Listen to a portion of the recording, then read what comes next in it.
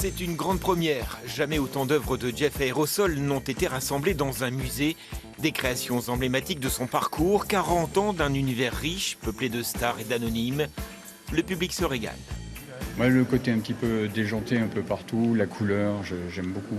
J'aime beaucoup les utilisations, là, le sens interdit, j'aime beaucoup l'utilisation de dérivés en fait, des objets.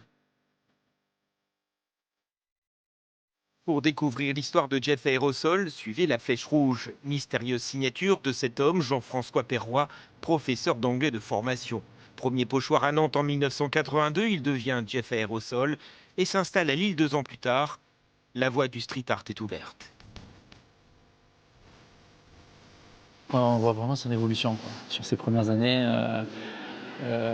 qui m'ont fait passer plutôt à une approche un peu de Dali. Et après, où il a commencé à évoluer, à avoir sa propre signature. On trouve bien du street art, mais qui évolue vraiment vers l'art. C'est coloré, c'est poétique, onirique, trop bien. On voit bien au fil du cheminement que ça part de 3 fois rien, quoi, des pochoirs, des dessins d'école, et puis au fur et à mesure, il fait son chemin.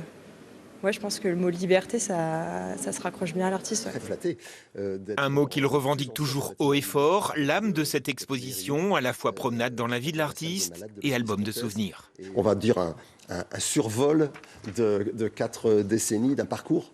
On a appelé cette expo Stories. Stories parce que c'est une succession de petites aventures qui finalement, au bout de 40 ans, forment... Alors, j'aime pas trop le mot carrière, mais bon, voilà, un parcours.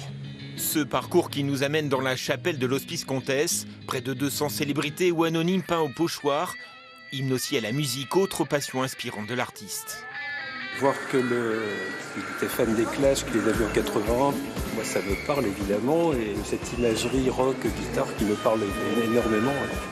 L'œuvre de Jeff Aerosol à découvrir comme une fenêtre ouverte sur le monde tel qu'il est, dans sa dureté et sa poésie.